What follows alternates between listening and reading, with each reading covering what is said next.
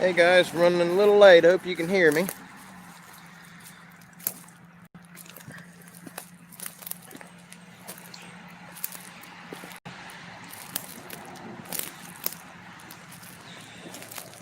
Had a late start trying to find my headlamp.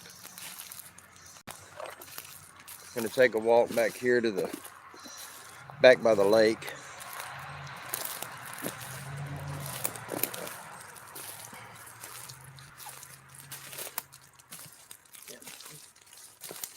Good evening, Annette, Cindy. How are y'all doing? Are y'all hearing me okay?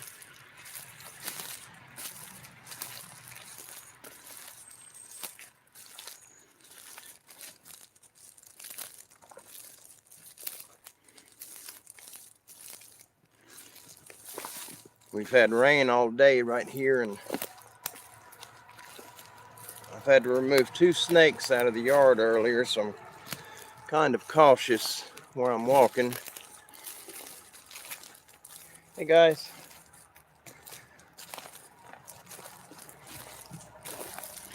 I'm walking alongside our southern property line, alongside the male goats.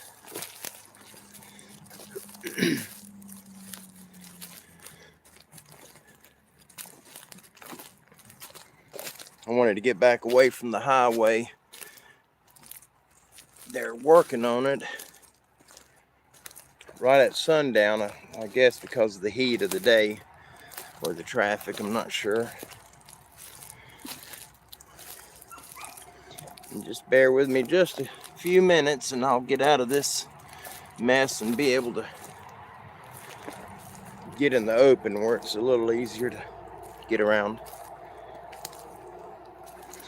Hello from England. Wow, that's a little trip. Definitely a long distance.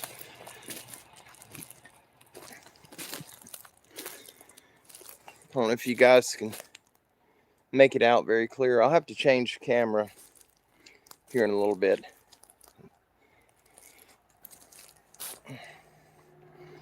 Hey Brent, I'm having a hard time reading.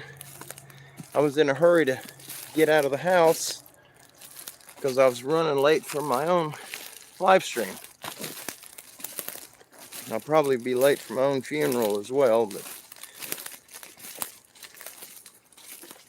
I brought my flashlight and my stand. I brought everything except for my glasses.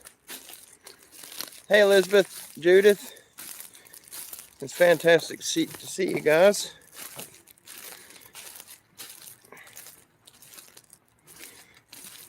All right. I got a little opening here where it's a little easier walk. We've been really loaded up. I don't know if you guys have seen where I posted about the little goat. Hey Crystal, Letty. But we got a new goat, Tilly, and she's a sweetheart. She came from one of our neighbors, but she wasn't acting right. And she put off that familiar smell. You guys that have been around goats, the coccidiosis is a parasite that gets in their intestines, and it has a very soured odor that they put off when they have it, and she was having that. Hey Susan, good to see you guys. God bless you. Thank you for joining us.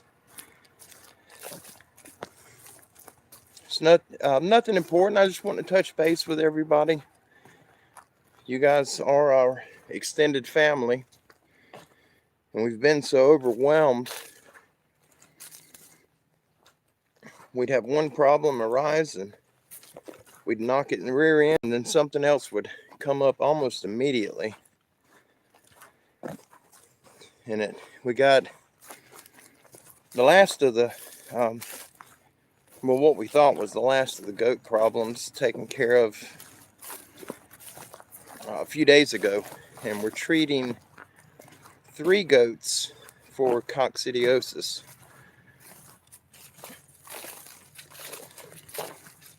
And the odors have went away, the loose stool has went away. They're doing very well, but we have to continue treatment.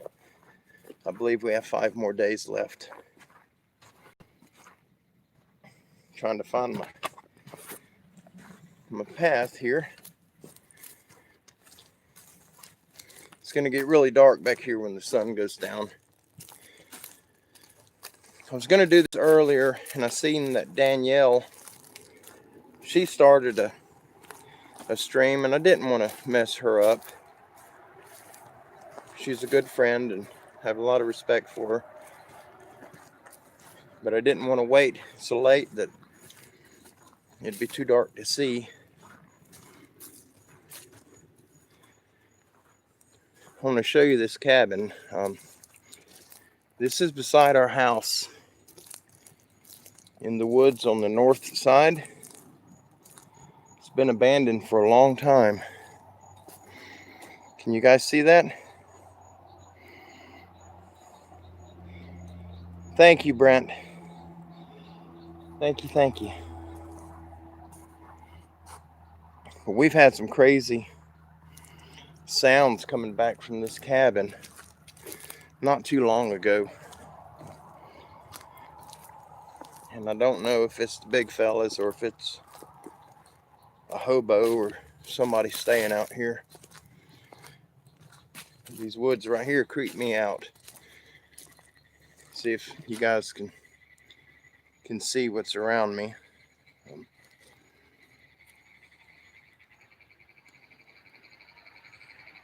And this is the trail that I'm on right here.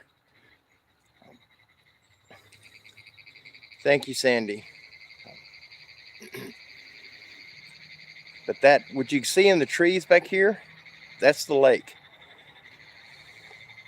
And so we're gonna make our way over there. I wanted to share a few items with you that I picked up for filming, since I'm usually alone doing this. The areas that I go that has, if I find any evidence of the big fellas in it, I don't bring Kim and Rosie out there. God forbid something happened to them. I haven't been out here in quite a while. Trying to find, there's a little path that goes down to the lake.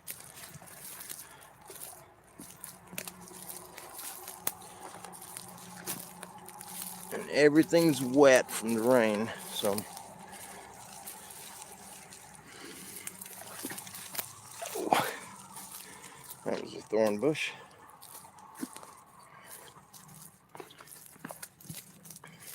All right. We're here at the water. This is the lake that's behind my house.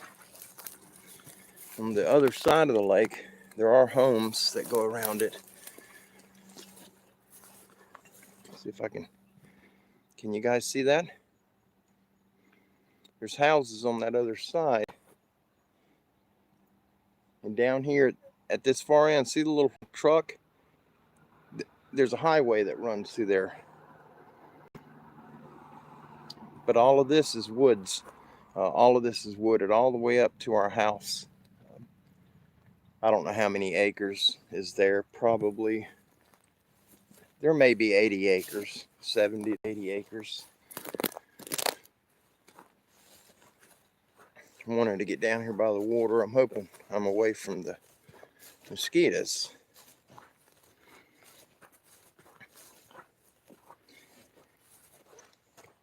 But we got, I'm sorry guys, I'm trying to get this set. This is one of the new gadgets I picked up from Walmart. I'm sorry, Brickyard Market. But it's made by Allen. It's showing backwards on my screen. I hope it's not backwards. I don't know, Susan. I've never seen a track down by the water, but I haven't been back here by the water in over a year. except for when I drove the tractor down here. I was clearing some property about 100 yards further that direction, but I didn't see any tracks over there. This little device right here, the feed store, they're really cheap on their prices for feed. Their hunting stuff and the other odds and ends they carry are, they're just a little bit more than Walmart, not much. Oh, did you guys? Yeah, I got to show you this shirt. I was wanting to show you this right quick. This thing right here, you loosen these two wing nuts and it extends. There's your little foot thing where you drive it in the ground. And it's got an adjustment up there at the top, that little wing nut right up. I got my GoPro attachment right here on the top. But this thing unscrews, and I've got a little stand. And this is what I use when I do the live streams, or if we're doing anything where I need my phone like I'm doing now, but there's nowhere to set out here. I got this from Walmart, and it's right now it's set up to where I can spread the handle out on it and get it spread.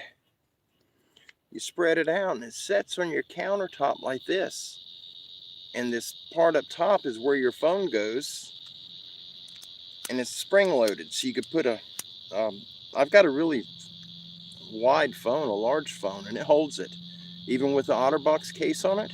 But you press this red button, there's one on each side, and you press them and you can change the angle. If I can do this one-handed, but you can change the angle of it. So you set it down on the counter and the phone faces you, and to where you can talk straight to the camera and be speaking to whoever's on the other end, the receiving end. But what's neat about it, you can unscrew, if I don't bust it up, let me close the handle up on it. It closes, so you can unscrew this big round nut right here, and this part comes off, and you see the threads on the bottom. You stand it upright, and then you can hold it like this, and you can film with it. Either do it in selfie mode or landscape if you're looking out there. But this part, this device I got, made by Allen, Walmart should carry these. It extends about 3 foot, but I unscrew this little top piece, and this part for the phone will screw right on it. And I can mount my phone on it for filming when I'm alone. And it's absolutely fabulous. I love it. I want to try to set it up. I may do that here in just a minute, but I got to show off this shirt. Well, bear with me a second. I'm working one-handed.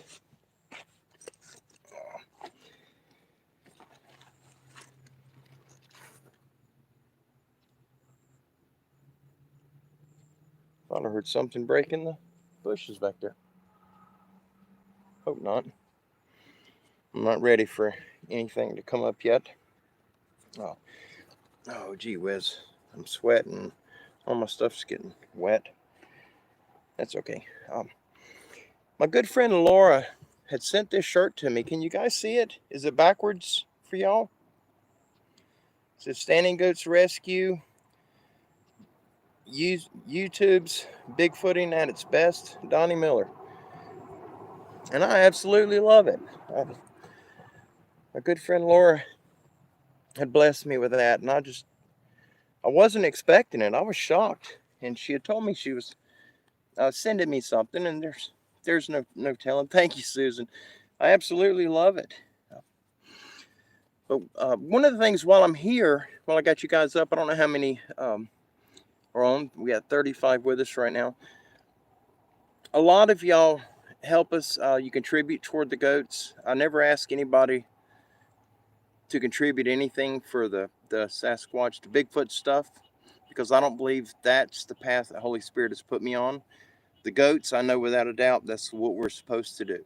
So anytime, thank you, Crystal. and Judith, thank you guys.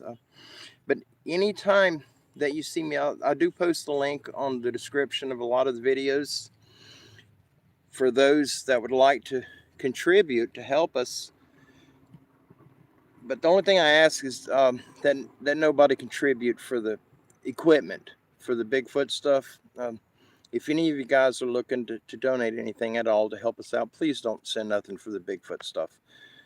Whatever we receive, any extra that I can rummage up here around the house or helping my sister. I don't charge family, but she won't let me get away without receiving something from her. They've blessed us wonderfully. I don't know pork and beans as if I ever seen a dog man. I seen something, the area, this last video I posted, that hike and seek, that area, about a year to maybe 2 years ago, Kim's son and I went out there and we were hunting, and there was a small watering area.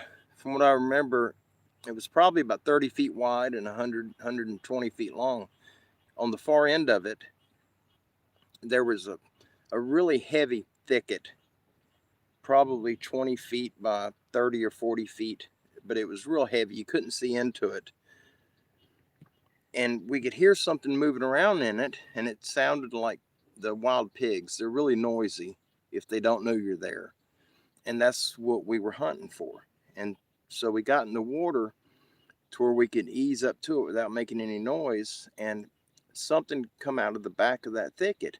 And there's an incline. The land goes uphill, and then it's like a hill. It drops back down on the other side, and it looked like a coyote, but it was standing up on its back legs. It didn't look like I've heard a lot of encounters with these dog men, and it wasn't like that. Yes, I do, Cindy, Northwest Florida.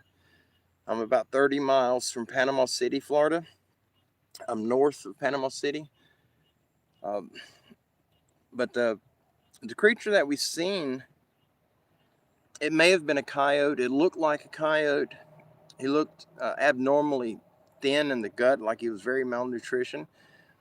But he was on two legs, and he come out of the thicket, and he ran all the way up that hill and down the backside until his head disappeared out of sight. And he was on his back legs that whole distance, which was probably close to 80 yards. And it was just the strangest thing I've ever seen. But he looked like a full grown coyote, around 50 pounds, 60 pounds maybe.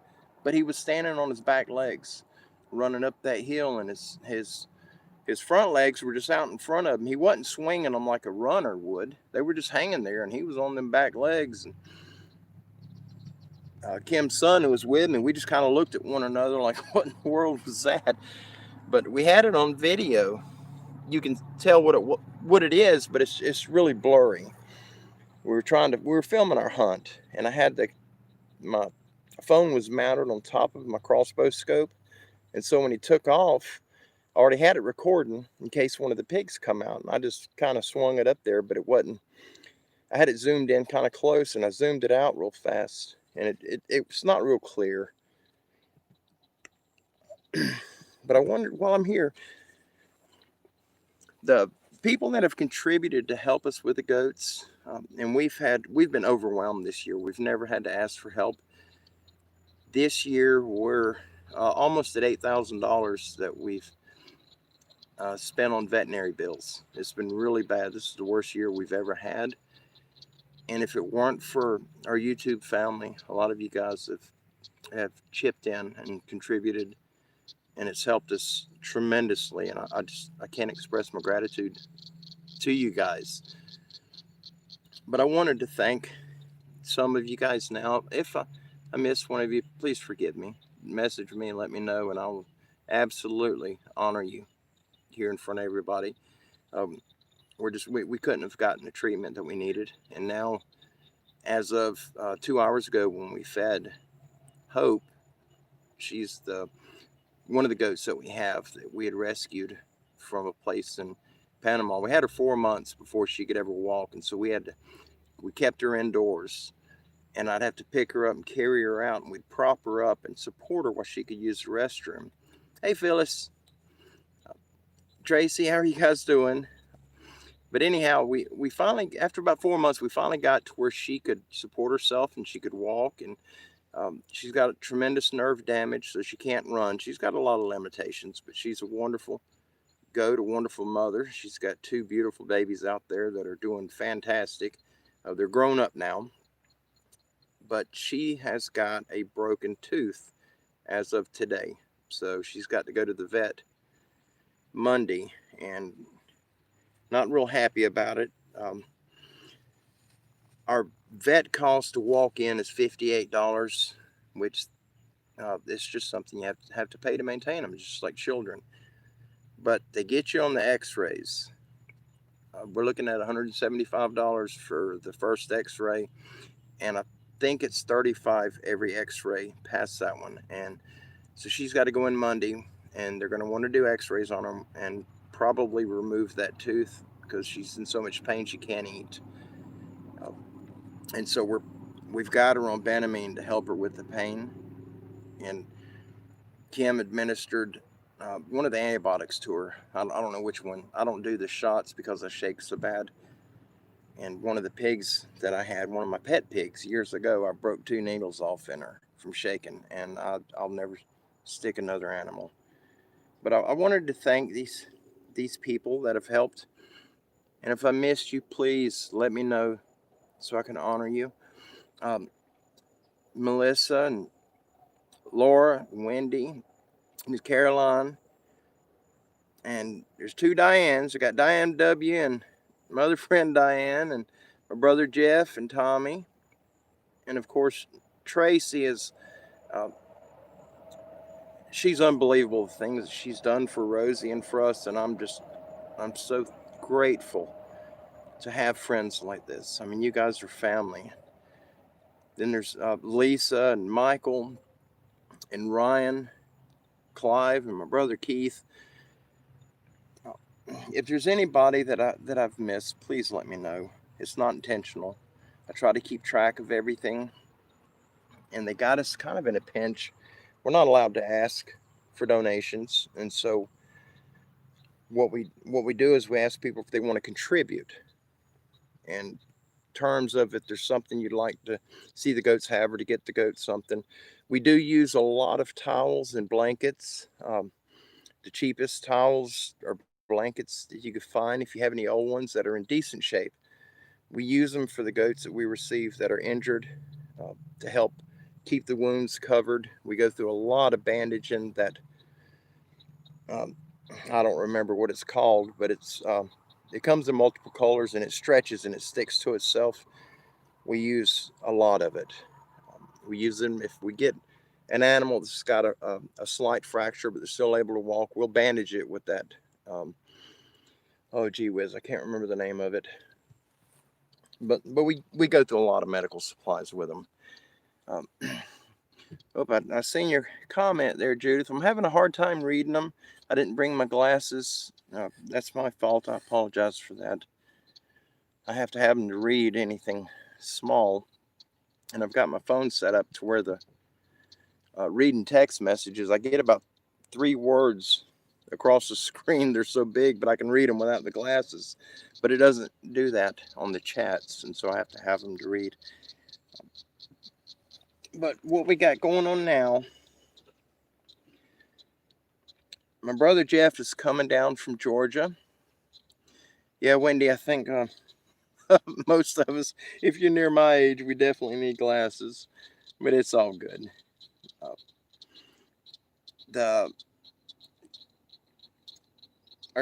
Judith, are you referring to that bandaging? Hey, Pappy, my good friend Pappy. I haven't spoke to him in a while. That man there's a blessing. To meet him, it changes your life. His way of seeing things is amazing. Yeah, I can see you there, Judith. Thank you. But we got a lot going on. Jeff's coming down. He lives in Georgia, and he's phenomenal. He's a phenomenal man. He'll reach out to an absolute stranger, and he don't care if they're if they just broke out of the jail and still wearing their jail uniforms, if they need something, Jeff will provide it for them. If God has ever placed a man in so many people's lives to change their lives, it's Jeff. He has put that man in so many situations. He's helped so many people. And I don't know 5 people combined that have done what that man's done. Elizabeth, we have what we use for the goats is PayPal and Venmo. No, Elizabeth, I do not have a P.O. box. We have just our regular address. They got us limited. I tried to apply for 501c3 because our local tractor supply store, they know us well. We're in there regularly, but they'll allow us to set up there and to put out a donations jug. But by law, I have to be registered 501c3. And I spoke with Social Security, and they said absolutely not. If I register, then they drop me, and workers' comp has blacklisted me because of my bone disease. To where if I go out and get a job, then they'll end up charging me with a felony. And I've never even had a jaywalking ticket, never had a speeding ticket. I don't want any trouble at all. But yes, you guys, I'll post, if y'all don't have my email address, for you guys that would like to help, I greatly appreciate it. My email address is standinggoatsrescue@outlook.com, and I did not put it in the description for this video or this live stream, but on my YouTube channel, if you go to the About section, I believe I have the PayPal, the Venmo, and the Cash App links on there. But please, if any of your guys are more interested in the Bigfoot stuff than the goat stuff, please don't send no funds for that. I don't believe that's where the Lord wants me to go. I believe He wants me to help people. I know that without a doubt. And I can help through my experiences and what I've been through. And I've gotten off all of the PTSD medication, and through the help of Wes from Sasquatch Chronicles and Miss Lynn from Bigfoot Case Files, they were a tremendous help. And I'm taking no medication at all for PTSD. And with their help, and then getting out in the field and just getting prayed up, and I go out there armed with the light of God, and I go out there armed with my sidearm. I'm not going out there defenseless. I wasn't prepared when I had my bad encounter. I was not saved. I wasn't living right, and I almost lost my life. And I'm not doing that again. Yeah, thank you, Tracy. But yeah, just I've only had maybe a dozen people that have asked me about sending cameras and sending night vision gear, and please don't do that. That stuff is expensive, but that's not the path that God has put me on. Our path is these animals, and I absolutely love them. I'd give my home away before I'd sell one of them. They're part of us. They're part of our family, and where I'm at right now with the channel, it all started with them. If y'all would like to help, we have a budget we follow, because we do all of this on my limited check. I get one check a month,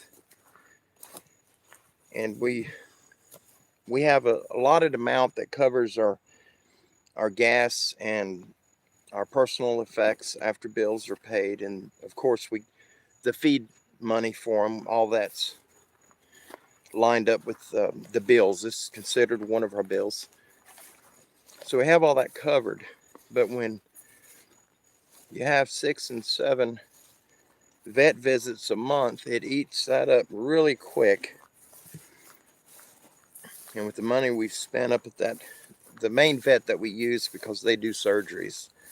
The other one does not.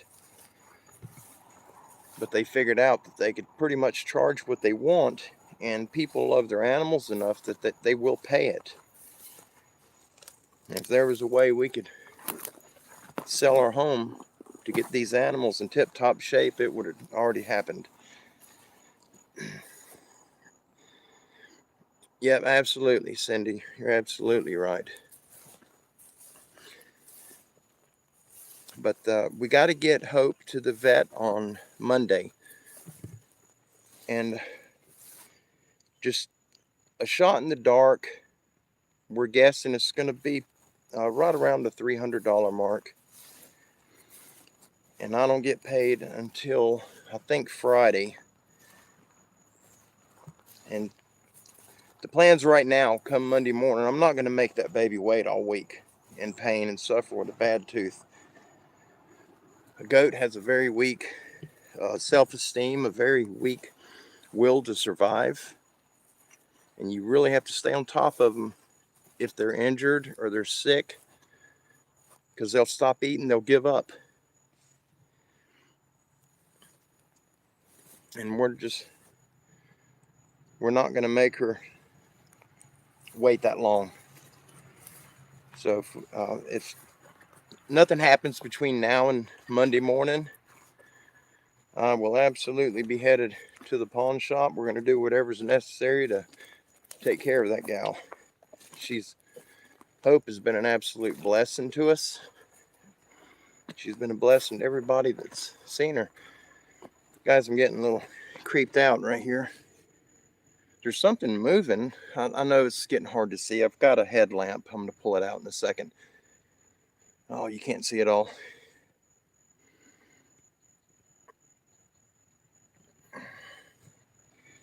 Yeah, thank you, Kenneth. Thank you so much. Let me get this headlamp out. There's something moving right there. It stopped, but it's got me a little creeped out, a little nervous. There's things out here much bigger than I am. Oh, it's good to see you. Thank you. Thank you so much. God bless you. God bless all of you. I'm so thankful to have you guys. Did y'all see the update video that I posted a few days ago about Kyle Maynard's mother, Carol Maynard? She's the one that I've done the video to ask you guys if y'all would come together in prayer, and because of what she was suffering with. She's extremely sick and been suffering for a while. And Kyle messaged me a couple days ago. He had to go down to Georgia to visit with his children. Yeah, it's gone really quiet, Judith. I'm trying to get my headlamp. I'm hoping this doesn't mess with the... Okay. Oh, that's messing y'all up.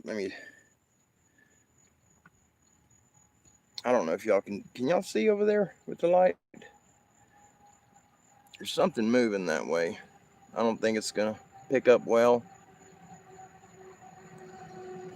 That reflector right here, that's the steel fence. I'm on the property that I cleared a few months back. I done got off track, I apologize. But Kyle's mother, Miss Carol Maynard, when Kyle returned from Georgia visiting with his children, let me try something different here. He walked in the front door at his parents' house, and his mother, is that better? There we go. But when he walked in the front door, his mother was in the kitchen walking around. She was up on her feet.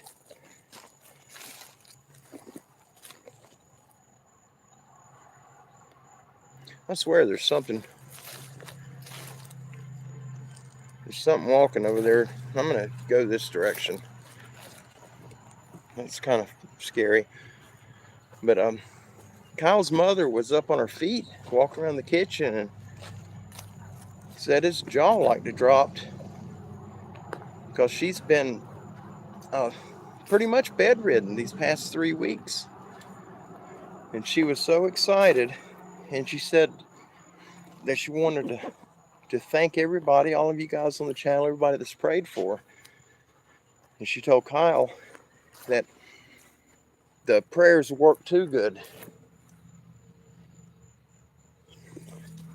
There's something over there behind me. I'm getting a little nervous.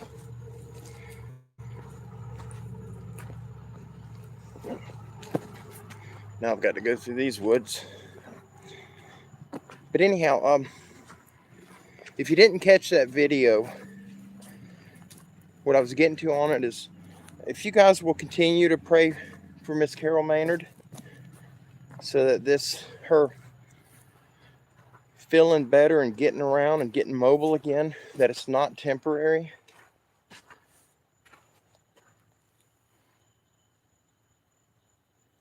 Have you ever had the feeling somebody was following you? I don't know if you can see. I'm right alongside our fence right now. Here's the barbed wire, this one. But I can hear something right there. But it's too dark to see. I'm going to make my way up toward the front of the house. This is, well, I'm scared, to be honest with you. I've done had my run-ins with these things, and I don't want to go that route again. And you guys can see what I'm having to walk through. It's dark. I'm shining the light that way, but it's not lighting nothing up. But I've got other friends in the YouTube community. I'm trying to set this where I can see. It's blinding me. Ooh. Almost hit a spider web. But one of the things that everybody praises us about, and when I say us, I'm referring to all of you guys. Should have went through the back gate. Now I'm hearing something right here beside me. I am armed right now. I just got my hands full. We have a big coyote that's been hanging around the property. But the praise that we've been getting out in the YouTube community is our channel. You guys, our extended family, and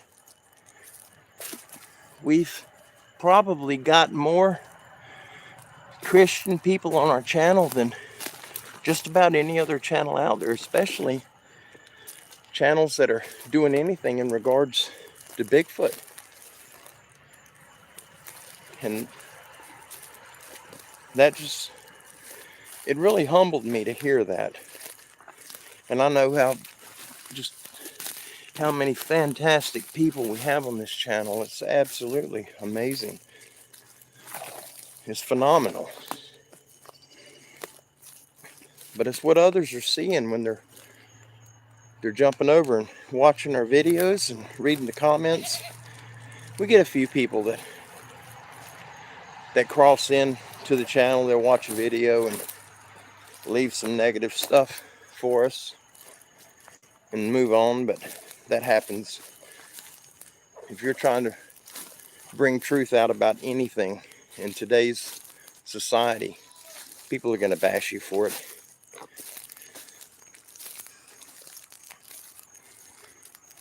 But I just recently got a comment from I believe it's probably a young teenager. But the comment was that I've gotten boring because I'm not doing the Bigfoot stuff, and I don't think they realize that when you become an adult and you have a family, there's much more to life than going in the woods every morning you wake up. I wish I could, but I've got a very large family between the goats and Kim and Rosie. We got a large family. Hey guys, I'm gonna go out back to where y'all can hear me. It may get a little noisy here in just a second. I got scared when I heard the walking over there behind me in the woods. Hey, Gracie. Oh, get down, Petey. Let me in, buddy. Good job.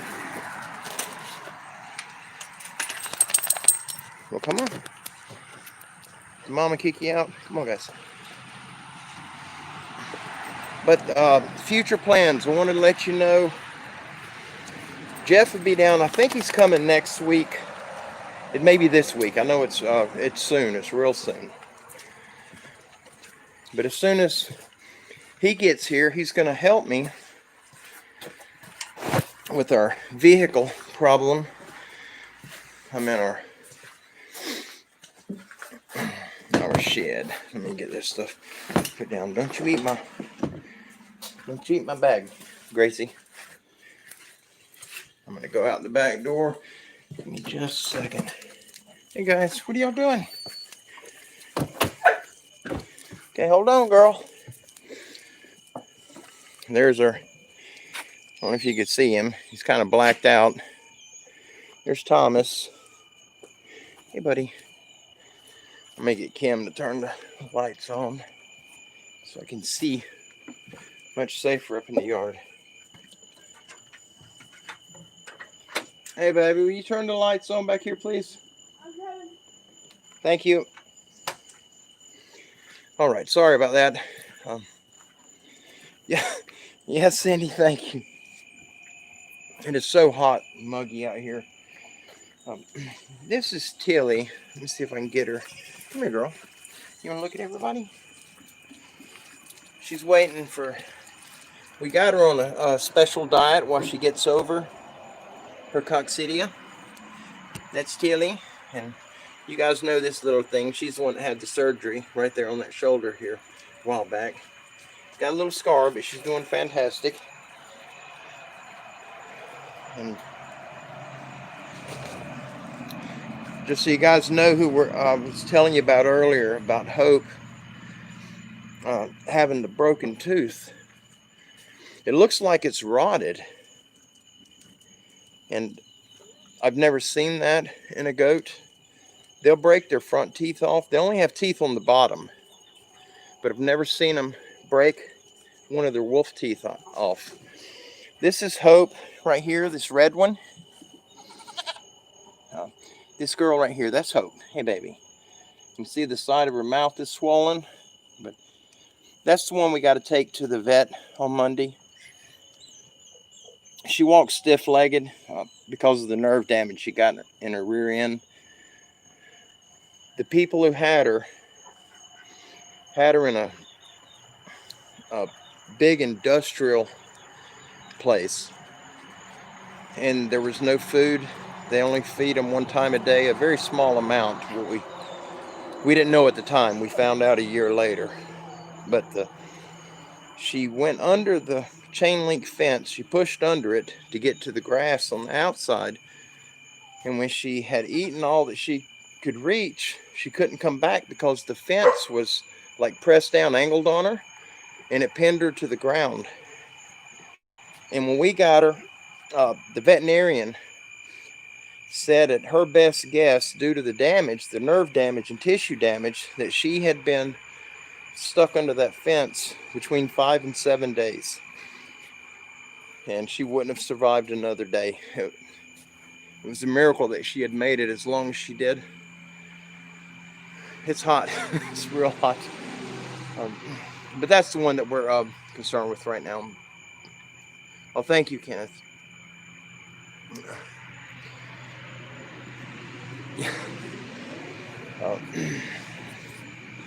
It is absolutely horrible.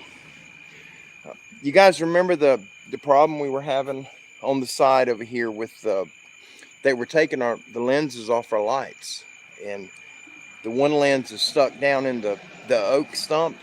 I haven't been back over there in probably I guess about a month. I don't know if it's still there.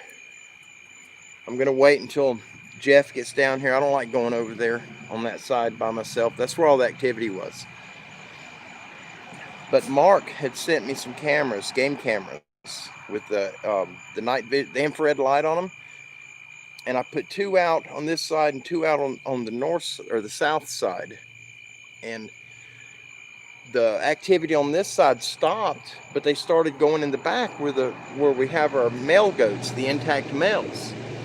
And so I lined this whole side up all the way down, all the way up to that tree up here where the footprints were behind the tree, and it had the cleared spot, and it stopped that booming noise we were hearing late at night. It usually started around midnight, and it would go on sometimes to 3:30 in the morning, but the whole house would shake, and it sounded like it was coming from this wall facing the wood line right there. And this is the same wall where they would take the lenses out of the lights. The front lights up there, I don't know if you can see them. That's the back ones. The one facing that direction, the lens is gone on it, but it's still working now. And the ones, if you look all the way up here at the front corner, those are not working. The one in the front is, but those facing the woods do not. But at Mark from Livewire, what I was getting at, he sent me the cameras, and he recommended that I put them out to form a perimeter around the property, and I done that. And the south side, we haven't had a lot of activity, but we have had some. The activity is on this north side. That was the woods I showed you from the lake. And when I had all 4 cameras up on this side, it stopped. There was no more of that grunting, that sound. It sounded almost like a horse when a horse blows out with his lips. That, I don't know what they call that, but it sounded like a mix between that and a pig grunting. But when I put the cameras out, it stopped. So 3 days ago, I took the cameras down because I wanted to see if the cameras are what's actually doing that, the lights on them. And we've had no activity. There's been nothing happening up here at the house. Tomorrow, I'll probably take a walk just up to that tree where that cleared spot is, where the footprints were. I'm not going to go down by the sinkhole. That's where that rattlesnake had rattled his tail at me. And I got my snake boots on. I got them on now, but that was a close call. And I don't mind snakes if I can see them, but I don't want any of them biting me. But we have some places. I'm trying to get where the lighting's good. We have some places that I'm going to be going to check out and going to hike. And if you guys are familiar with Northwest Florida, on the northern side of Mariana, they have the Chipola River, and there's a management area. I believe it's called Upper Chipola Management Area, Wildlife Management Area, and there's places where you don't need a boat. You can just pull your car in, and you can hike. It's really thick. There's a lot of wild hogs over there.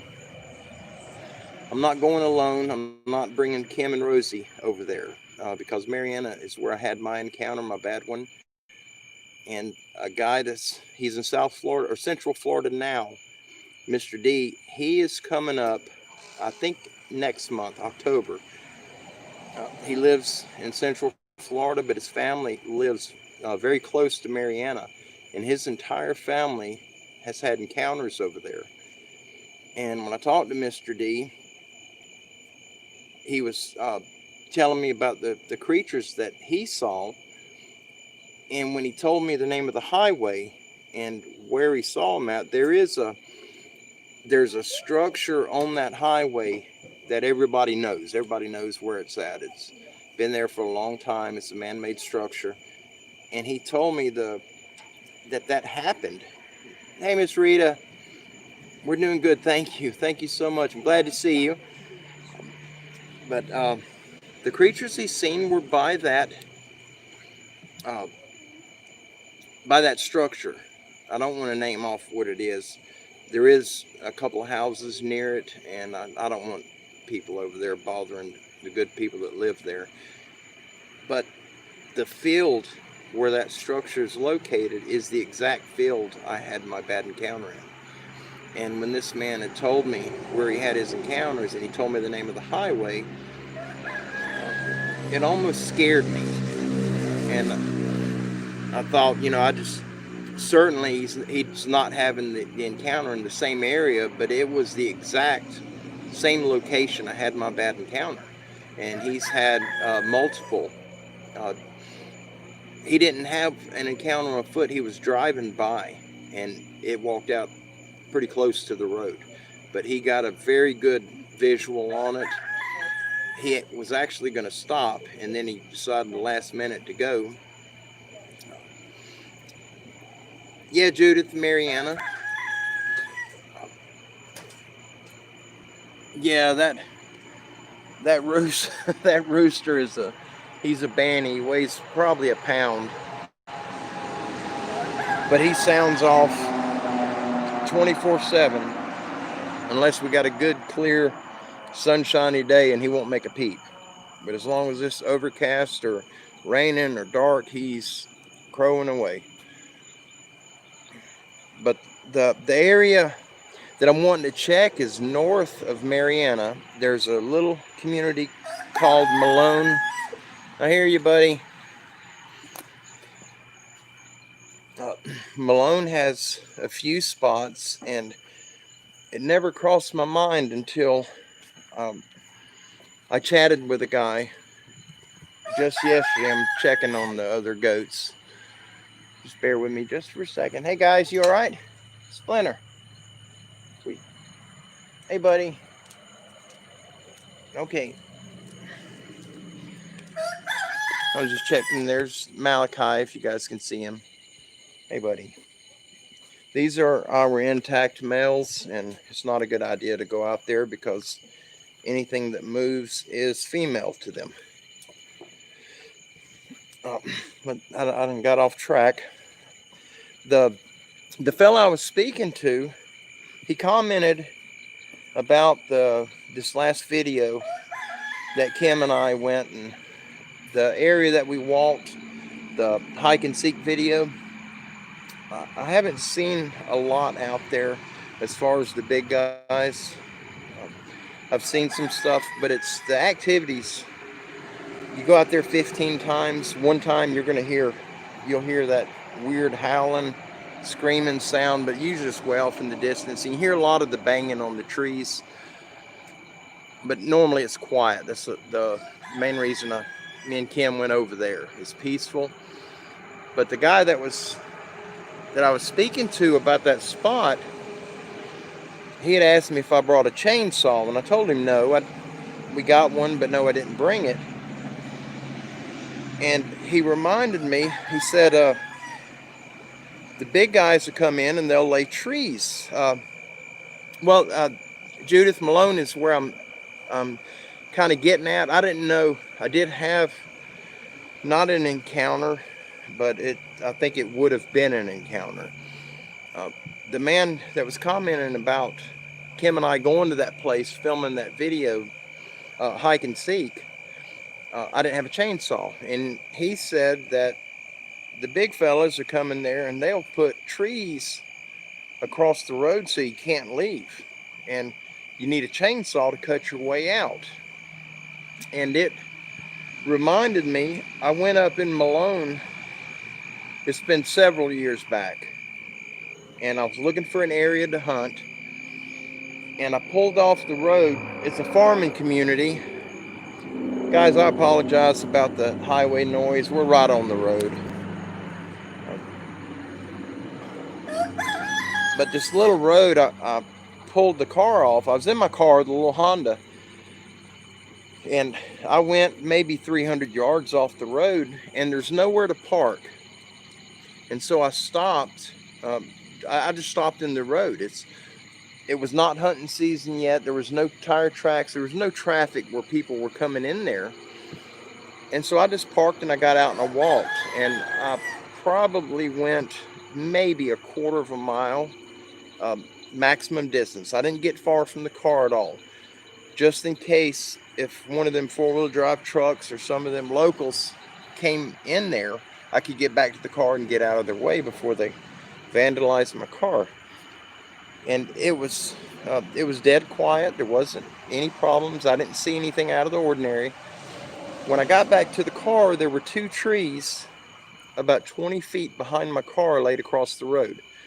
And they were not big, probably as big around as a medium-sized cantaloupe. But it was the entire tree. It was two of them. And they both still had leaves on them. It was, I think it was a Florida maple or a sweet gum. It was right there, right before hunting season, and most of the leaves were gone and fell off of it, but it still had a few leaves, and it kind of looked, well, it looked like a sweet gum and a maple. I don't know what it was. It was one of them. But there were two trees laid there, and two strong men could easily have placed them there, and that's what I thought. But there weren't no boot tracks. The road going in, it had grass in the center, and then you had the two tire tracks, and it was in sand. There would have been tire tracks or footprints, and there was nothing. And it's wooded on both sides. And so I took my tow strap out of the back and I tied it to the trees, and I pulled them further ahead until they turned like they were pointing at the car, and then I took the strap off and I was able to back around them, and I got out. But it never crossed my mind that it could have been one of the big guys. And I didn't know they did that until probably 2 years ago or 3 years ago. What I knew about them, the Sasquatch or the Bigfoot, and I use the name caveman a lot because my encounter was, I was probably 3 feet from him, and we had a stare off for a while, and what I was looking at, there was nothing on him that looked like an ape or a monkey in any way. To me, he looked like a caveman, and it horrified me. I thought they were long gone, and I didn't know about Bigfoot at the time. I never heard of them, and it was a learning phase for me. But that was kind of the start of the end of my life as I knew it, and I went through PTSD and all that other garbage and the medications, and thank the good Lord for Wes with Sasquatch Chronicles, and then Miss Lynn from Bigfoot Case Files. Miss Lynn actually set it up, got me in contact with Wes, and it's just, that was the minute, when I had the conversation with Wes, that's when I first started taking my life back. And I'm back in the woods, I'm hunting, everything's wonderful. Hey, John. But it's been a wild track, and I've got several areas I'm wanting to check out here soon. When Jeff gets here this week, whether we got the truck running yet or not, him and I are going to go up and go into these areas. Jeff's a big man, physically a large man, and he carries several large firearms. So I feel very good with him with me. He's like a hairless Bigfoot. He's a giant of a man, but I love him to death. I trust him with my life, and when he gets here, the two of us, we're gonna buckle down, and most likely going to do a live stream from that area. Yes, absolutely, Judith. I never go into the woods without getting prayed up and asking for that guidance. Cindy, thank you. You have a good evening. God bless you. Thank you for joining us. It's just wonderful seeing you guys again on here. I don't have any evidence or pictures or photographs. I don't have anything like that to share with you right now. I made 2 trips out into the field, and we've done some recordings, but I wasn't happy with the recording. We did get a little movement off in the bushes, and we heard a little bit of the tree banging. Yeah. Thank you, Judith. But things have finally slowed down.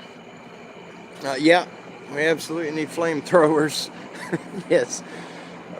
that everything's slowing down. We're getting caught up. We've had it's been vet bill after vet bill,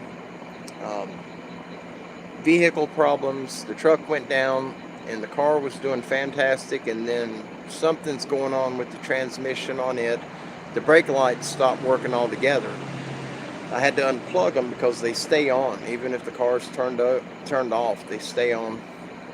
So we can't drive at night. I don't want nobody to rear end me, and I don't want to get a ticket. I've never had one.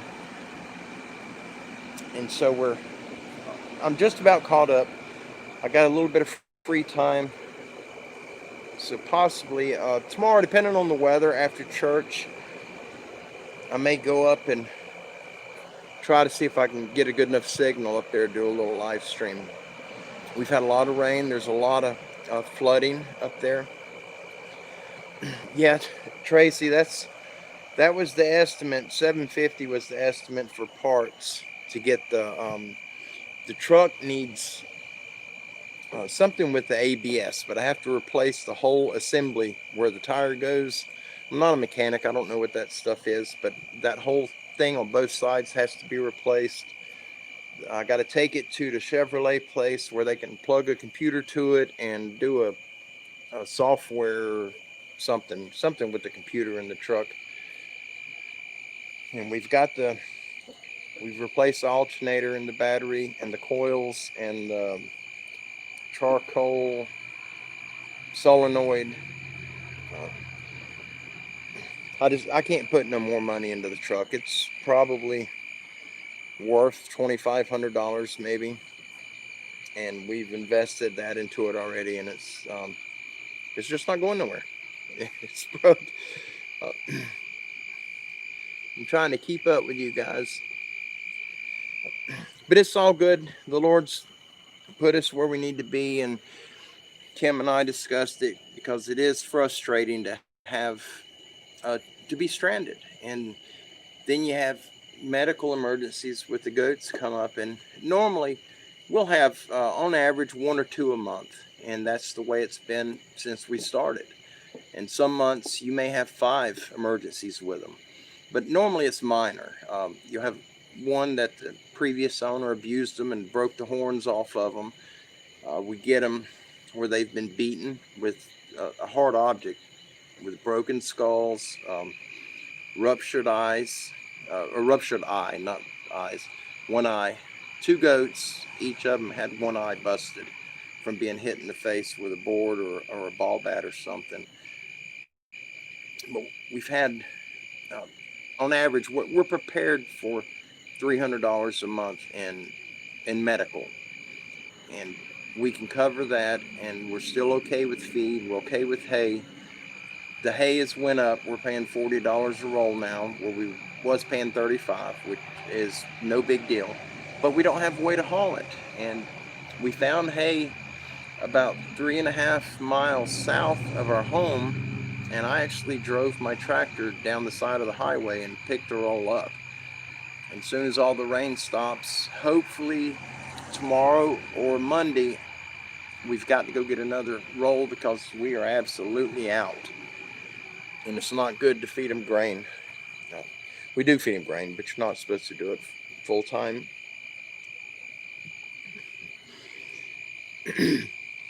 But everything's good. We're getting it in order. I should have wrote everything down. I get off track so easily.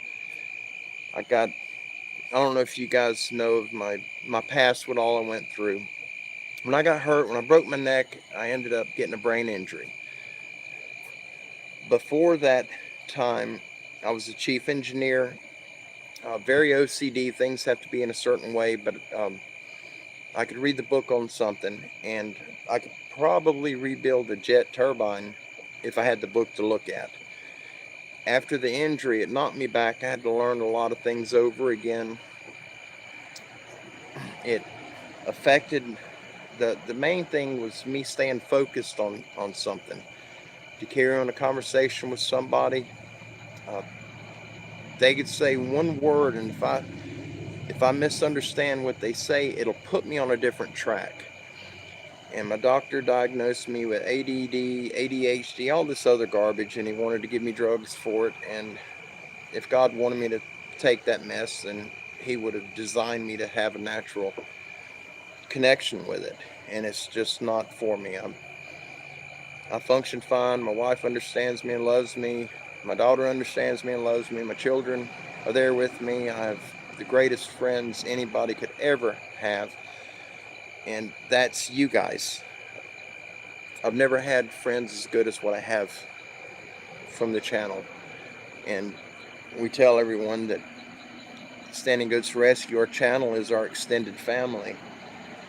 I just seen a big rat come over here. I was trying to see where he come out at. We have a rat infestation. Not inside the house, praise the Lord, but since the hurricane. I think their homes got tore up in the trees. But anyhow, I do get sidetracked. I repeat things a lot. And at any time, if there's something I'm saying and I already said it and I'm trying to explain it again, just jump in and remind me, because I do forget. I'm not doing it intentionally. I'm not. My sister she'll tell me stuff over and over again, and she's not doing it to be mean.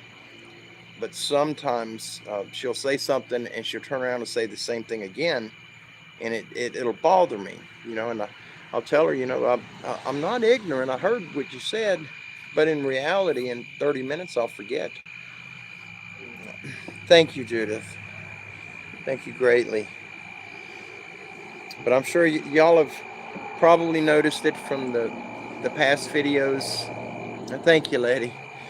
But I get focused on something, and that's the direction I go. But there's a lot of jumping off path in the quest to get there. The end result, I usually get sidetracked a lot. But it's not intentional. I don't repeat things to hurt nobody's feeling. I love every one of you guys, and my life has never been better than what it is right now, with you guys supporting us on the channel. Just when you guys comment with, just saying hello to us, it means a lot. We have very few friends here where we live, and the reason being, when I got hurt, the only reason the people that I loved, my friends, were only coming over because I had strong medication that they wanted, and they were taking my medication from me. And when I finally realized what was going on, I literally pulled up my contact list in my phone, and I deleted the entire list, including my sister, who I love dearly, and she wasn't one I'm doing that, but it was all of my friends. And now I have 4 friends here, and the guy that I talked to you guys about in some of the videos that I hunt with, his name is Chris. He's also a member of our YouTube family, and I trust him with my life. And he's going to go out on some of these hikes with me. He and his family own several businesses, so he's busy. He's a really busy guy. But when we hunt, if I go by myself and I shoot something, I can call him, and within 30 minutes he's there to help me get it out. It doesn't matter what he's doing, he'll drop it and he'll come right over to help me, and I'll do the same for him. But you guys are going to see him on the channel. He will be on soon. Some of these hikes we're going to, he's going to join me. I'm trying to, I can see parts of what you guys are typing. Your wording is great. I don't see very good without my glasses. They're inside, but I think I'm sweating too bad to wear them. I just wanted to reach out to everyone to let you know we are doing great. We're doing fantastic. I've got a lot of plans in the very near future, places that I'm wanting to go. We keep getting delayed. Whenever we get caught up and it looks like I'm going to have a few days of free time to get out in the woods, then we have a goat fall ill, or we have to pick one up that's got a lot of serious problems, and they come first. And we have a very simple rule in our house. God is number one above all things. Family is next, and that includes the goats. So we've had to miss church probably 24 times in the past 6 years because of a goat being sick, or a newborn baby that has issues and mama won't feed it, so we have to bottle feed them. And believe it or not, our church, the head pastor at our church, had told us, when that happens, bring the goat with you. If anybody says anything, let me know and I'll handle it. And we've had, I think, 4 of the goats we have now. They're grown up, but they have been in church several times when they were babies. And our church is not a little country redneck little church. It is a normal church, Pentecost background, but it's non-denominational. But the people of the church, are truly of God. And our head pastor, Mark, he understands the importance of the animals. The last 4 for the phone is 0184. I didn't know they asked for that. But yeah, if you didn't hear me, on Venmo, the last 4 of our phone number for the Venmo is 0184. You guys that are considering contributing to give us a hand with this, our concern is with Hope. If you didn't hear me earlier, she's got a broken tooth and she can't eat. And that did happen today. She was fine this morning. This evening, she was off feed and grinding her jaw. And normally, if a goat grinds, it's normally 2 things. It's either worms or they're in pain. And we checked her eyes, checked her gums, and she's pretty in pink, but she was favoring her left side. And so I held her, and Kim opened her mouth, and she's got her wolf teeth. That's the 2 that snip limbs, and when they're biting, you see them snipping off 1/4-inch thick bamboo and other limbs. They use the wolf teeth. They're like scissors. And one of them on the bottom left side, it's only half the tooth there.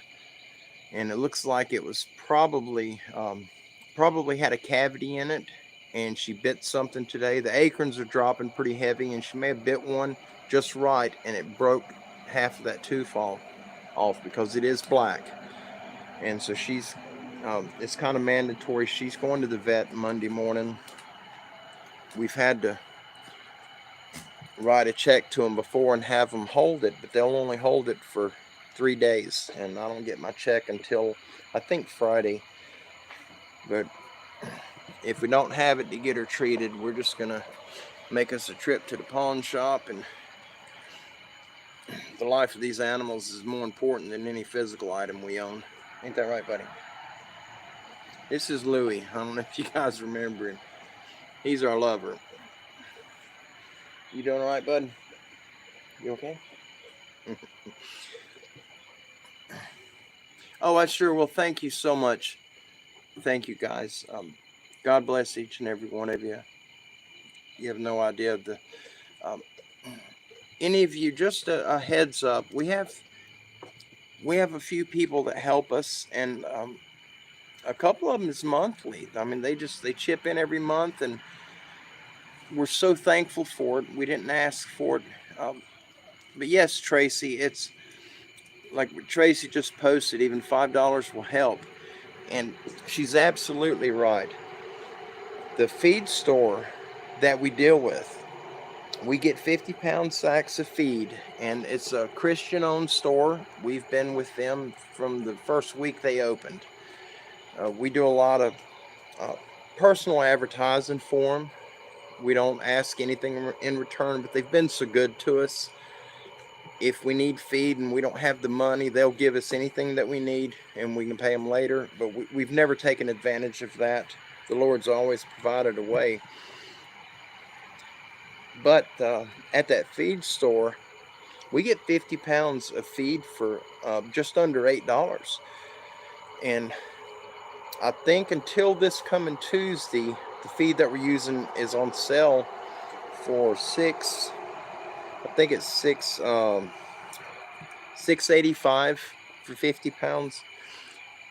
It's under $7, and there's no tax on it since it is livestock feed. Louis just stole my sweat rag out of my pocket. I got 2 of them, but he got 1 of them. Louis, where's my rag, buddy? Oh, he dropped it in the dirt. I'll get it in a minute. But we've been very blessed. For any of you that are interested in goats, if you live close by, come and get up with me. Come and visit, and we'll certainly get you on the right path and set you up with some babies to enjoy life with. It's never boring with them, but the cost to raising the goats, it's not like raising a cow or a horse.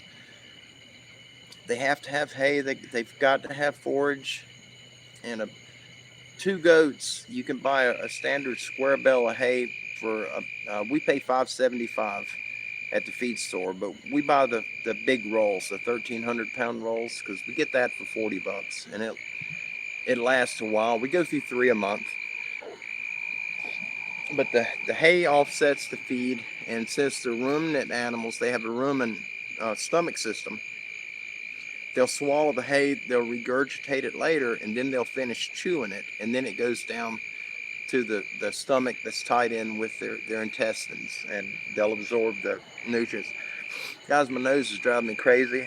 It's not running, but something in the air has got me keep wanting to sneeze. But if you guys are debating on getting goats, the only thing about it that you got to really be on your toes is every goat that you have is like having a 5-year-old child, and they will get into everything.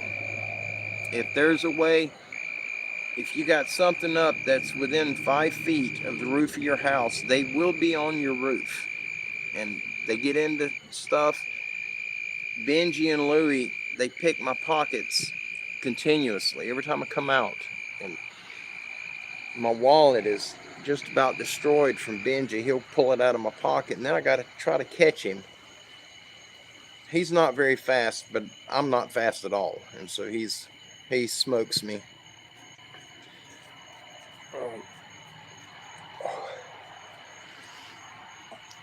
I was trying to see your comment, Tracy, and gee whiz, I wish I had my glasses. Yeah, I'm grateful. You guys that are helping out, thank you so much. Thank you tremendously. Once we get her up at the vet, I will absolutely update everyone with the results and what they do with her. I'm trying to see where she went. Hey, Rosebud. Yeah, there she is. But this is the girl, for you guys that didn't see her. The red one, the taller one, that's Hope. And the little white one, that's her baby from her last season. But the side, her mouth, this side, closest to my hand, that's the side that's swollen. I don't know if you can see the knot. It's in shade now. Hey, big girl, leave her alone, baby. But she's not feeling good. She does not want to be messed with at all. She's a sweet girl,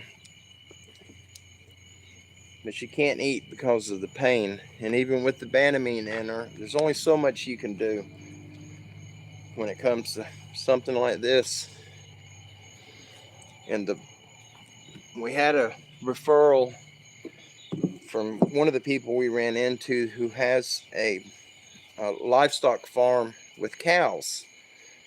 And one of the goats that we had about 2 years ago had broke a front tooth off, had broke it half in 2. And we were concerned that he wouldn't be able to eat. And while I was at the feed store, this man was in there, and he gave us the number to he's got a vet that drives out to his place. And I called him, and the charge to drive out here was $50, which if it'll help the animals, absolutely we'll pay it. But we asked him, what do you do in the event of a tooth like that? And he says, I pull it. And I said, well, you know, how do you do that? It's not in a sterile environment. We don't have any grass. It's very dirty and dusty. So how would you do it and make it to where they don't get screwworm or get some type of infection? He said, you either side tire, or I'll bring my hand with me. And he said, you and my hand will hold the goat, and I'll grab what's left of that tooth and I'll pull it out. And I asked him, I said, what do you give the goat for pain? What do you numb him up with? He said, it's just livestock. We just snatch it out.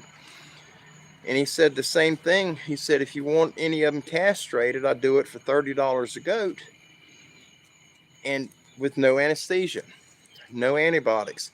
He holds them down, grabs their testicle sac, and he splits it. And that about made me sick. And we would rather go broke and take them to the veterinarian office where they can be medicated, which what they'll do with the teeth is they'll put them to sleep. And the little billy goat that we had that had the bad tooth, we called them and they said bring him up, and we put him to sleep with a light anesthesia. We removed the tooth, and then we put a little antibiotic in the gum where the tooth was, and then they give you 3 days of antibiotics. Well, we loaded him up, we took him to the vet, and we got there and the tooth was gone. He lost it somewhere in the car, and there wasn't anything they could do. There was no infection. There was no bleeding. It looked like he was born without a tooth, but he had one, and the vet said he probably swallowed it. It wasn't no big deal, but with Hope, it's like an eye tooth on us. It's one of the big ones in the very back. Yeah, Pappy, absolutely. But that's what the farmers, I don't know if it's all over the country, but in this part of Florida, we spoke to, I think 3, I may be wrong, but I'm thinking it's 3 different veterinarians that handled livestock, trying to make it easier on us. I mean, we, just right here, we've got, I think we have about 40 goats right here in this yard. These are the females, the babies, and the males that have been castrated. In the back pen, I think there's 10 or 11 of the males that are intact. And so if we have to, we used to take them in to get the inoculations, and now Kim does it. We have a lot of vets that are friends that work with us. They're not our vet per se for the rescue, but they're friends, and through them we have a lot of good we get a lot of good information, a lot of help. And Kim used to be a registered nurse, and so she's familiar with the shots and doing a lot of that. Yeah, Tracy, we're right there with you. It kills me to see one of the goats. If you ever heard a goat holler out in pain, it's gut-wrenching. It's not a scream that hurts your ears, but it's so different than what a goat's normal sound is, and it's horrible. And we've had a few. In the beginning, we didn't know that you could not put goats together if they had a collar on them. We didn't know that. And so our regulars that we took out to the beach, to these other places, these events for children, we got them all nice collars with their name engraved on a little plate, and then we had their identification tags on them. And no, John, we haven't had any problems at all in that aspect. I'm hoping that we prevented it. John had asked if we had any problems with the cavemen bothering the goats. We have not, but the chickens, different story. They got around between 80 and 85 of our chickens they did get. And we used to let them just run around the yard. They never left. They didn't go anywhere. And they were vanishing fast. And 3 or 4 times I found footprints back there. But for how many times that they actually took chickens. There should have been a lot more prints than just those few. But we know what it was when we first put the chicken coop up. I didn't have the lock on it the way it is now. And we'd come out here and something would take the little latch off and open, and the goats can't do it. We had it really high on the original door. They pulled it, just take the latch off of it. We had a little hook pin hanging in the eyes, and chickens would be gone. We normally it'd be 3 or 4 each time they came. It was 3 or 4 of them they'd take, and finally we put that door on it, and I made it to where we lock it, and we haven't had any problems since then.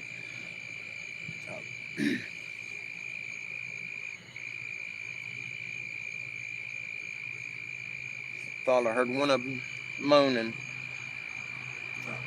but to give you guys, I just wanted to update you on everything, so I'll just kind of spit it out briefly. Our vehicle situation should be fixed within the next 2 weeks, if all goes well, if that's the plan the Lord has for us, and I'm hoping it is. I've got a few areas that I am going to go to.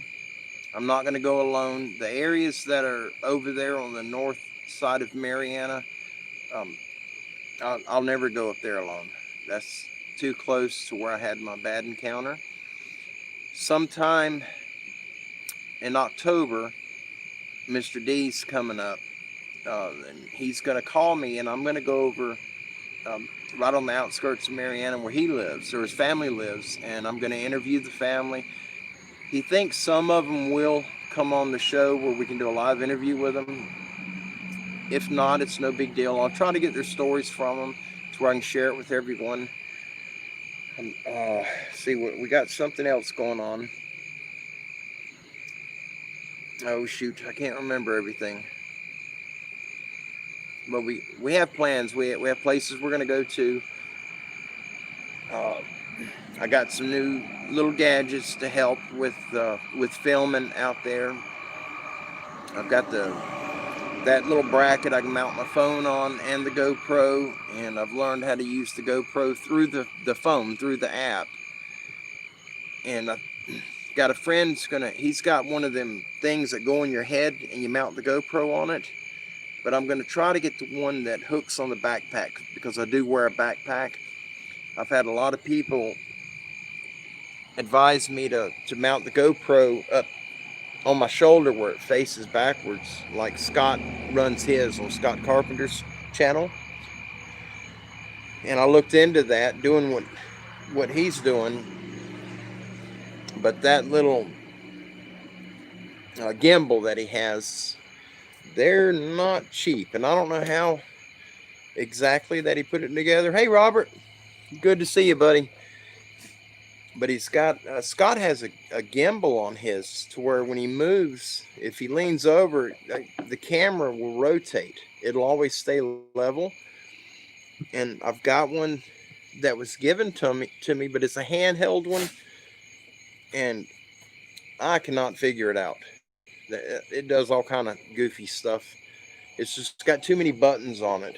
I push a button for it to stay focused straight ahead, and it's supposed to, if you turn like I'm turning now with the camera, with the handle part of it, the camera will actually face the same direction.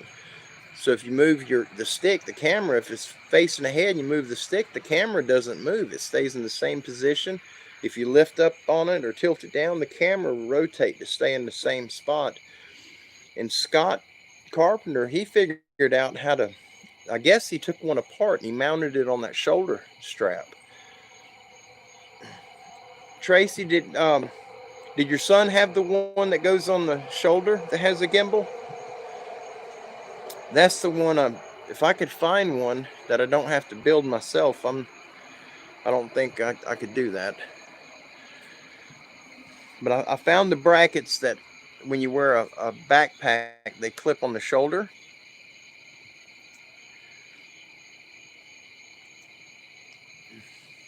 I'm sorry, I'm just trying to read the screen. My eyes are so bad. Yes, Judith. The one that Scott has, what he says is that he took he built that one. He took a gimbal and somehow he built it to go on to his shoulder strap.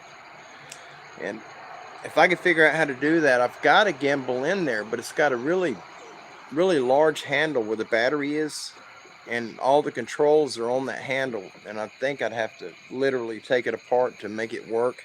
And I don't think I have the mentality to do that.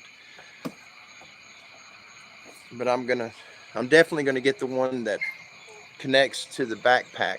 It connects to the strap, and you can set your GoPro down on your chest, or you can set it up on your shoulder or on your back facing behind you. Hey Michael, good to see you, buddy. Michael's been an absolute phenomenal friend of ours, and like you guys, he's part of the family. And our family's growing. I never imagined that it would get to where it's at right now. But it's all good for I've had a few people have gotten in touch with me these past few weeks and are concerned with me monetizing the channel. And just so that everyone hears it, I am not going to be doing that. I don't believe that's what I'm supposed to do.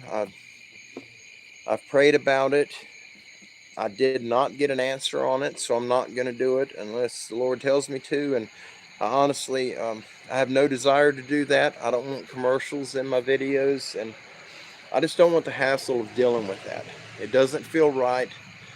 I looked at a lot of different channels that have monetized. A lot of them need it. It's their full-time job. I have an income. It's not much, but I do have an income every month. And I don't think it would be right for me to profit off of these goats or off the Bigfoot stuff. It almost gives me a dirty feeling when I think about it. Come here, little buddy. Hey. If you guys that are ever interested in a tiny goat, this little guy right here is full grown. He's a billy, but he came from a rough environment, and he softened up to us some, but he's not all the way loosened up. He'll let me pet him, but he won't come up to me.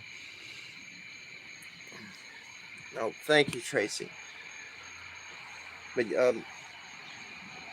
y'all shouldn't have any worries about commercials being on the channel. They won't be monetized. If this channel's monetized and somebody has hijacked it, and I no longer have say-so over the channel, but as long as this up and running, I will not monetize it. I got such a bad feeling when I looked at some of these other channels, and I respect what they're doing as far as making means to bring in extra money into their homes and their household, but they have monetized marketed Bigfoot, and it's gotten so crazy. And some of the videos, they're selling the shirts and the stickers and the ball caps, everything with Bigfoot on it. And if you watch the videos, it looks like they're taking stuffed bears, or I don't know what they're doing, but they get these really clear Bigfoot images where he's running from tree to tree. And the one video I'd watched, it was earlier this year.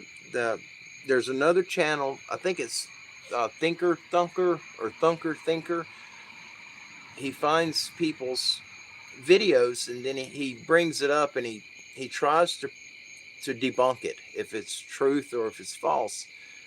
And that particular video I saw, this guy's, every time he goes in the forest, he's getting these loud banging sounds on the trees, and he's getting Bigfoot running from tree to tree, and they're really clear. And the one video that Thinker guy had analyzed, there's a construction crew, a tree cutting crew, a few hundred yards behind where this Bigfoot was, and he blew it up and did all the measurements on it, and it's a person in a costume. And that stuff is just, it sickens me. There's so many people that their lives are changed forever. They're having nightmares, PTSD. They're suffering from their encounter, and there's these people that are making these false videos of them. And if I posted every video that I've ever recorded out there, I'd probably have 500 videos on the channel. And I do get activity, but it's not every trip out there. Sometimes I'll go 3 or 4 times and not hear anything, not smell anything. Sometimes it's just dead. And other times I go out there and, yep, Judith, I think it is Thinker Thunker. But that fella does a good job on debunking them. That sounded like a tree limb hitting the boys' hoop house. This is why we have to wash our feed bowls out every single day. They get in them and they sleep in the... We have 35 feed bowls, and the goats, they get in them and sleep in them, and they've got dirt and mud on their feet, and then it rains and it turns it into mud. I've got to check on the boys' pen. I just heard something hit the top of their hoop house. You guys all right? Hey, buddy, you okay?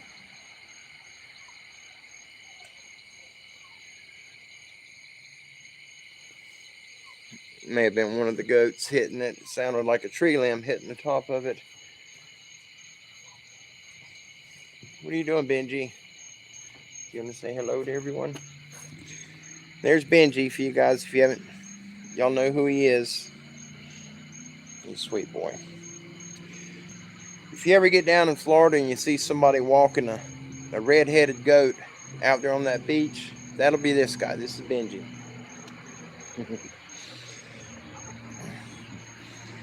That boy right there, I love that goat like no tomorrow. I love every one of them. I never thought I'd be in love with a bunch of goats, but it's happened. Praise God. I wish I had a schedule to give you guys, but keep your eye out on the channel. Yep, Phyllis, I do not care for the commercials. There's a few people that I follow, and one of them is Dixie Cryptid, Cam. I love him. He's honest, he's humble, and he's just he's a wonderful man. And I really, really respect what he does. And Cam does monetize his channel, but he doesn't post garbage on it. Cam's a blessing. If you guys don't know who he is, his YouTube channel is Dixie Cryptid, and he is, if you watch one video of his, you'll be hooked. Just the way that he is. God has blessed him just abundantly. Oh, I missed Audrey. But Cam is phenomenal, and he had a problem not too long ago, and some people got angry because there were commercials in his videos.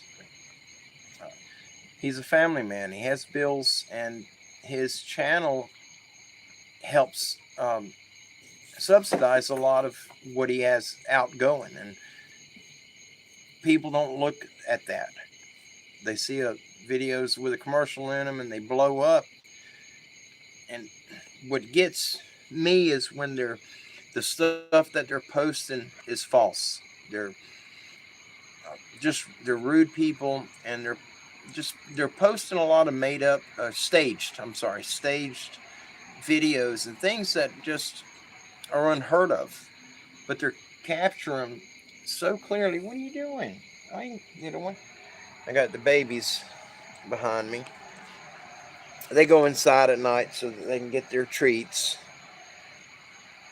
You okay? You're tired. You're going to sleep. But these other channels, I check out a bunch of them. I'll just go and click on a channel and see what their content's about. And a lot of it is just not for me.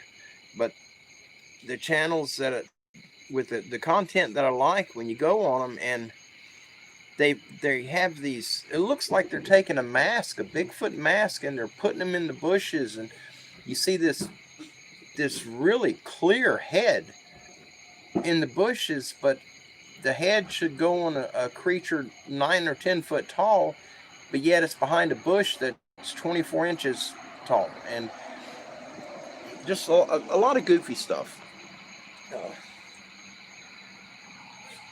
Red-headed goat on a leash, baby girl goats eating treats. Yeah, that's our life.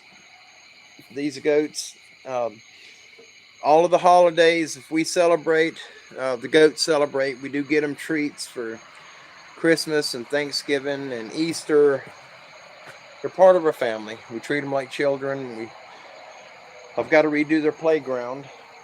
The big boys got up on it. I don't know if you can see it, if I can find it. Yeah, right here on the ground. The bar going across right there. You can see it in front of the shed. That was a swing, and they could get on the swing, and they would get up there and get that thing to rocking. But the big goats, we got a few in here that are a little over 200 pounds, and you get 3 or 4 of them on it playing King of the Mountain. It didn't hold up to it.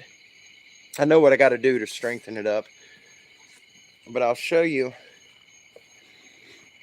This is their platform, because goats like to be high up in the air. That's their platform. It's just just under 7 foot. But all of this right here was the walkway to get up there. And we had Benji and Roscoe and Goomba on top of it, and they were playing King of the Mountain, and the mountain came down. And I tried to pick it up. It's too heavy for me, so we got to get the tractor back here. I got to come back here anyway with the box blade and drag all this mush from the rain, get it moved out again. We're having to pull it down to that bottom because that sinkhole is swallowing most of our yard. But if all goes well, by next week, maybe even this coming Saturday, Jeff and I are going to be going out into a couple of areas that I have not been to. The area that's between Mariana and Malone, I've had a few people contact me. That's the whole reason I'm wanting to check that area out. They have had sightings, no encounters, but 3 different people. One guy was going down there to put his boat in the river, and one of them crossed right there at the bridge where he was going to launch his boat, and he just kept going. He never put the boat in. He went out to the highway and took the long way around and went back home. And the other 2 people, one guy's a truck driver, and he's seen one several different times, that same stretch of road. And it's within, I think it's a half a mile. There's 2 bridges there, and I think it's a half a mile. I looked at it on a map today, and using their scale, it's showing just under a half a mile between the 2 bridges, and that's where they're seeing them at. But there's an area over there I can pull the car off the side of the road. I don't know how far I can drive back into it. It looks muddy from the Google Earth. But we're going to go over there, Jeff and I, and we're going to suit up with our snake boots and our sidearms, and we're going to go back there and do some filming. And if I got a good signal, I'm going to live stream it. Oh, yeah. Judith, I think Florida has a much larger population of these big creatures than a lot of people are saying. I don't remember which show it was, one of the Bigfoot shows, and they were talking about the sightings and the population of those creatures. And they said that the highest sightings were Oregon and Washington State. And as it went down, they said Florida's just got a few of them, but there's much more than a few down here. I've gotten a lot of reports. Let me see if I can pull that up. I can read that right.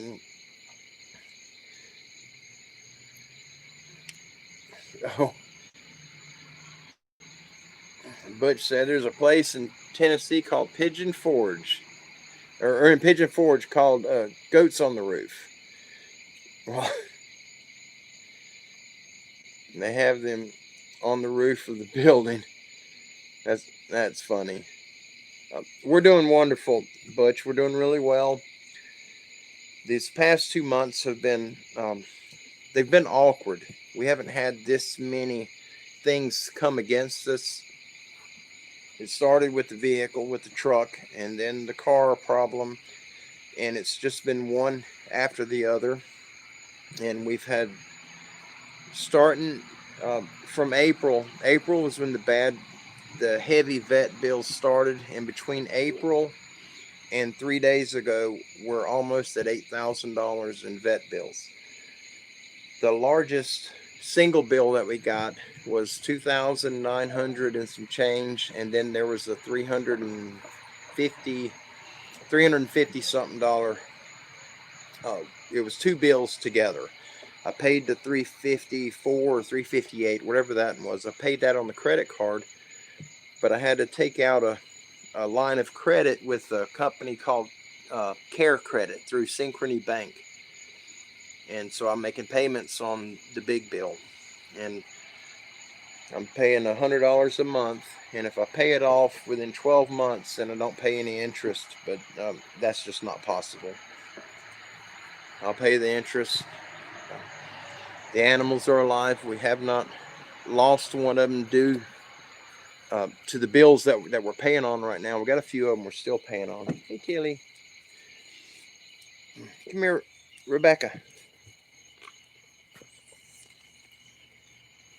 I think somebody woke her up. She's ill. This is where everybody gathers at night. There's Belle. But they hang out. I wish I could turn this camera around safely to the other screen. There, maybe you can see. All right. This is the south end of the property. Let me block that light. If you guys can see all the goats.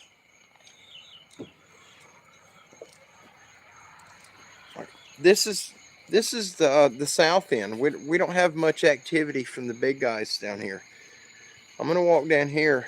Well, I'll show you what the north end. That's where we were having all the Bigfoot activity. Hey guys, they're right here at the back door waiting on Mama. But this is the north end.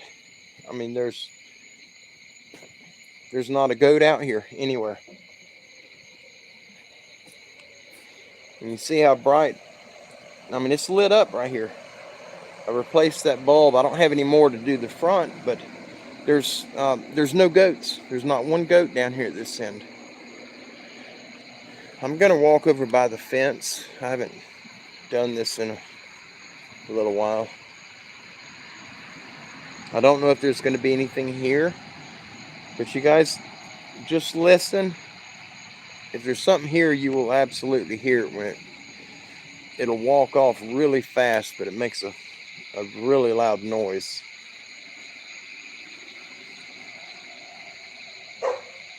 Oh geez, that scared me. Oh hush, hush girl. I was not expecting, I was listening. My nerves are a little on edge. Oh, you can't see, and I don't have my light. Here's the fence. You can see the top rail right here for the fence.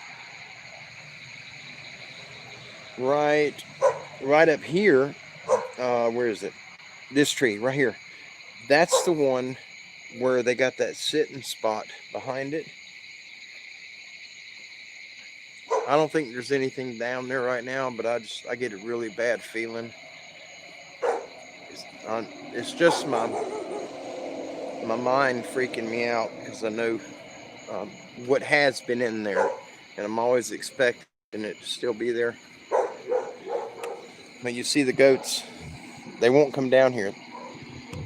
They get right here at the edge of the house, and that's as far as they'll go. They won't come down any further. What's the matter, girl? This is Ellie, the little baby that had the surgery here a couple of weeks ago and had that mass removed. This is her. This is Ellie's baby.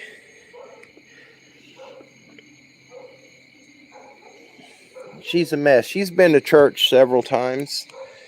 Ellie spent the whole time that she was bottle feeding, which was from the day she was born, her mother wouldn't feed her. She took care of their sister, but not Ellie. But Ellie'd been in church up until we got her weaned.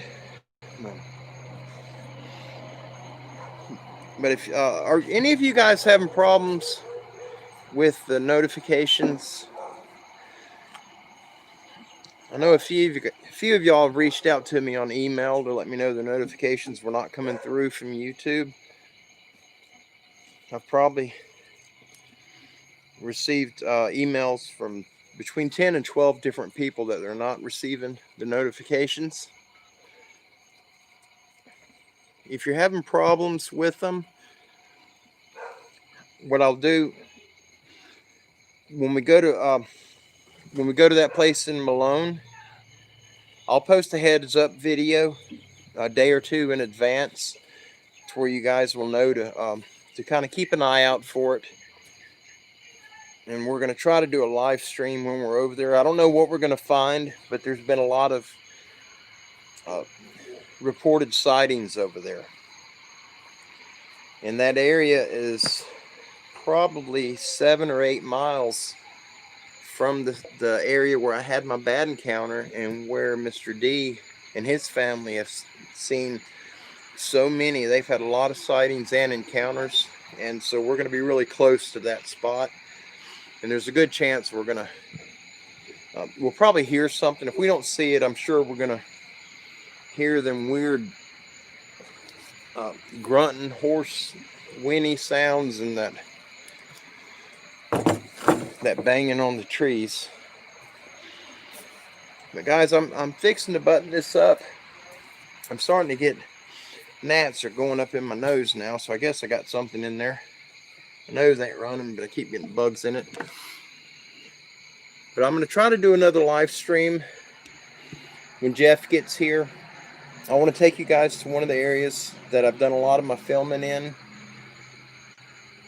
I went up earlier this week and did a walk around in it. I didn't see anything, but we did find a couple of tracks. They weren't real big, probably a size 10 or 11 shoe. It was a little smaller than my boot, and my snake boots are size 13. I wear 12 or 13, and the track was just a little bit shorter than my boot, but it was probably 1.5 inches wider. It was really wide.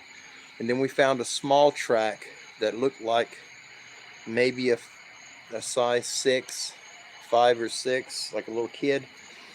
But the toes were very clear in it, very defined. And there's a drainage ditch right there, and it had about 2 inches of water in it. And you could see the footsteps. They walked right down the middle of that ditch, and it's out in the middle of the woods. It's not up by the highway. There's no houses out there. But we followed them, and where they came out of the water onto the bank, that's where you could make out the toes and the details. And the smaller footprint on, I think it was the right foot. It was one of the feet. I don't recall which one, but it had every print had a real pronounced line on it, as though there was either a stick stuck to his foot and it was leaving that mark, or he had a scar, a nasty scar on it. But I did not get any pictures of it. It was raining when we got there. We went there to film, and then it started raining as soon as we got 50 yards from the car, and I thought it would stop.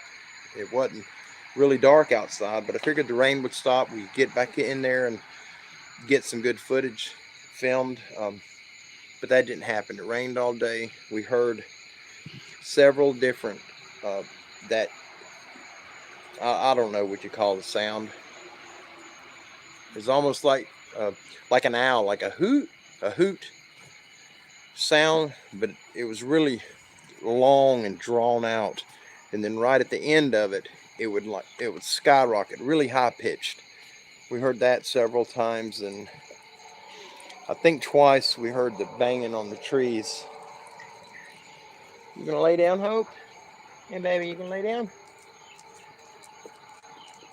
Yeah, she's not feeling good. But guys, I'm fixing to wrap it up. Thank y'all for joining me. I apologize for not being in touch with y'all. We've been so we've just been slammed, and since my son passed away a few years ago, I don't have help doing any of this. So most of it is work that Kim can't do, and a lot of it I just don't know how to do it, and I've been trying to figure it out on my own. But he'll be coming here in about a week, and he's going to help me get some of this stuff caught up. I'm as far as I can go right now until I get my check. But right now we're focused on getting Hope to the doctor on Monday and getting her mouth fixed so she can eat. Because she ate this morning, but she did not eat tonight. And the way that tooth looks, I'm almost positive she won't be eating tomorrow either. So we're going to give her a probiotic and a vitamin, what Kim calls kickstart or jumpstart. We're going to give that to her in the morning, and then tomorrow afternoon, to where she does have some proteins and minerals inside of her. And then Monday morning, if all goes well, we'll be at the vet at 8:30 in the morning or 8 o'clock, whenever they open. The hours are, it was 8 o'clock before this cootie bug thing started.